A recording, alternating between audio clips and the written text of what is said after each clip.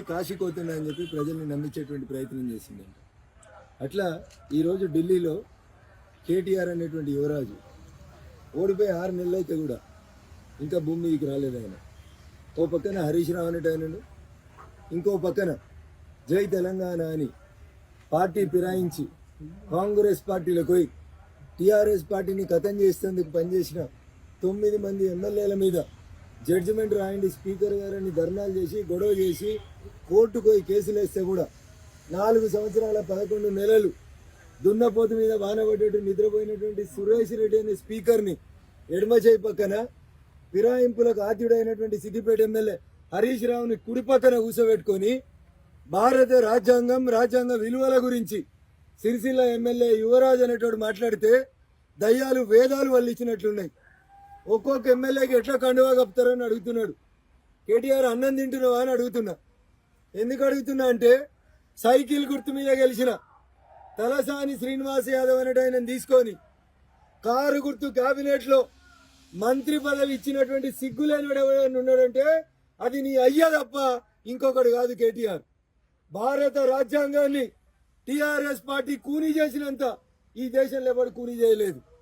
నువ్వు మీ నాయన మీ బావ కలిసి ఒక్కొక్క ఎమ్మెల్యేను ప్రలోభ పెట్టి పైసలు ఇచ్చి నోట్లు ఇచ్చి ఎమ్మెల్యేలను కొనుక్కొని మీ నాయన చేయలే. ఒక్కొక్కరికి కొనుక్కోవడం, ఫామ్ హౌస్కి తెచ్చి ఒక్కొక్కరికి కొనుక్కోలే, ఒక్కొక్కరికి పైసలు ఇవ్వలే. వీళ్ళు అడిగినావు కదా, సిద్ధరామయ్య చెప్తున్నాడు కర్ణాటకలో బీజేపీ ఒక్కొక్కరికి 25 కోట్లు ఇచ్చి కొంటుంది. ఇక్కడ రేవంత్ రెడ్డి ఎంత పెట్టి కొంటుండు అని అడుగుతున్నావు. నేను అడుగుతున్నా కేటీఆర్, నువ్వు నీ అయ్యా నీ బావ కలిసి ఎన్ని పైసలు ఇచ్చి కొన్నారు తెలంగాణలో ఎమ్మెల్యేలని? కాంగ్రెస్ పార్టీకి వెళ్ళి 12 మంది ఎమ్మెల్యేలని ఎమ్మెల్సీలని ఒక్కొక్కరిని దొరకబట్టి కేసులున్నాయని, భూములు క్లియర్ చేస్తామని, రియల్ ఎస్టేట్ క్లియర్ చేస్తామని సిగ్గు లేకుండా తెలంగాణలో 63 సీట్లు ఇచ్చి అధికారం ఇచ్చిన రోజు నీ అయ్య అదే పనిచేసిండు. 88 సీట్లు ఇచ్చి తెలంగాణను మంచిగా పాలించమని రెండోసారి ముఖ్యమంత్రి చేస్తే నువ్వు భూమి మీద నడవక నువ్వు మీ అయ్య కలిసి కాంగ్రెస్ ఎల్పీని విలీనం చేసుకున్నారు. నేను సైన్స్ టీచర్ని, సైన్స్ నమ్ముతాను, గురుత్వాకర్షణ సిద్ధాంతాన్ని నమ్ముతాను. నువ్వేం చేసినావో ఇలా రేవంత్ రెడ్డి అనేటోడు కూడా గదే చేస్తున్నాడు. భూమి గుండ్రంగా ఉంటుంది. నువ్వు మీ నాయన కలిసి 10 ఏళ్లలో కాంగ్రెస్ పార్టీని ఖతం చేసేందుకు ప్రయత్నం చేస్తే రాజ్యాంగాన్ని కూనీ చేసి ఏదో 2/3 వంతు వస్తే తీసుకోవచ్చు అని చెప్పిండు. రేపు రేవంత్ రెడ్డి కూడా అదే చేస్తాడు. ఏం బాధపడకు రామారావు, నీ ఎమ్మెల్యేలు 39లో ఒకటి ఓడిపోయినా 38 మిగిలింది. 38లో 2/3 వచ్చేదాకా రోజుకొకరిని నువ్వు నీ అయ్యి ఎట్లయితే తీసుకున్నారో అట్లే కాంగ్రెస్ వాళ్ళు కూడా తీసుకుంటారు.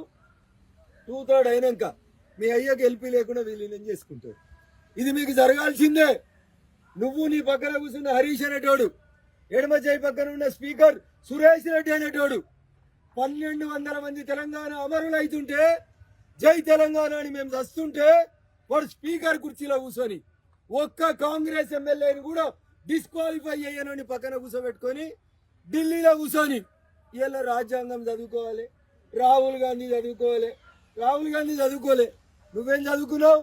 నీ అయ్యాడ చదివిండు, 80,000 పుస్తకాలు చదివినా నీ నీతి ఏందిరా అని అడుగుతా ఉన్నా. నువ్వు చేసిన తప్పుని ఇలా కాంగ్రెస్ చేస్తే ఎందుకో కింద కాలుతున్నట్టుంది కేటీఆర్. నేను కాంగ్రెస్ని సమర్థిస్తలేను. కాంగ్రెస్ మీకంటే దిగజారిన పార్టీ, మీకంటే చిల్లర రాజకీయం చేస్తుంది. ఈ దేశంలో పార్టీ ఫిరాయింపులకి ఆద్యుడెవడని ఉంటే అది కాంగ్రెస్ పార్టీ. కాంగ్రెస్ లో పెరిగిన మీ నాయన, యువజన కాంగ్రెస్ లో తిరిగిన మీ నాయన ఎన్నో కాంగ్రెస్ బుద్ధులు అంటగాగి మీ నాయన చేసిన పాపానికి ఇలా తెలంగాణ సమాజం సిగ్గుపడుతుంది. మాజీ ముఖ్యమంత్రి అని రాసుకుంటే సిగ్గు అవుతుందట వాళ్ళకి. తెలంగాణ తొలి ముఖ్యమంత్రి ఏం చేసిండు? తెలంగాణ తొలి ముఖ్యమంత్రి సైకిల్ గుర్తు మీద గెలిచినోని తెచ్చి కారు గుర్తు క్యాబినెట్ లో పెట్టిరు. నువ్వు నీ అయ్యా ఎంత సిగ్గు లేని వాళ్ళంటే కేటీఆర్. తలసాని శ్రీనివాస్ యాదవ్ రాజీనామా స్పీకర్ కు పంపించిండని చెప్పి గవర్నర్ ని తప్పుదోవ పట్టించి తలసాని శ్రీనివాస్ యాదవ్ తోటి పూర్తి సమయం మంత్రి పదవి నడిపించిన వాళ్ళు మీరు. ఎవరికైనా బాధ అనిపిస్తుందేమో, రఘునందన్ ఏంది సిగ్గు లేదని మాట్లాడుతుందని. అరే నీ అయ్యా 100 సార్లు తిట్టిండు, నీ అయ్యా 100 సార్లు తిట్టిండు. తెలంగాణలో సామెత ఉంటుంది కేటీఆర్, ముంగట్ నాగలు ఎట్లా పోతే వెనుక నాగలు కూడా గట్లే పోతుంది. అది రూల్. అది నువ్వు జై తెలంగాణ అనే కంటే ముందు ఏప్రిల్ 27, 2001 జలదృశ్యంలో జై తెలంగాణ అన్నోడు రఘునందన్. ఫిరాయింపుదారులు వద్దు సార్, ఈ ఫిరాయింపుదారులే రేపు ఫిరంగులై పేలుతారు, నువ్వు సత్తావు కేసీఆర్ అని చెప్పి టీఆర్ఎస్ లోకి వెళ్ళి బయటికి వచ్చినాడు రఘునందన్. అందుకని నిన్ను, నీ బావని, నీ అయ్యని అందరికంటే ఎక్కువ తిట్టే అధికారం ఏమైనా ఉందంటే మెదక్ జిల్లాలో 100 సార్లు జైలుకు పోయి జై తెలంగాణ అని అనేక మంది అమరులైనటువంటి విద్యార్థుల ఆత్మలకి ప్రతినిధిగా నిలబడినటువంటి రఘునందన్ కు మాత్రమే నిన్ను, నీ కుటుంబాన్ని నిలదీసేటువంటి హక్కు ఉంటుంది.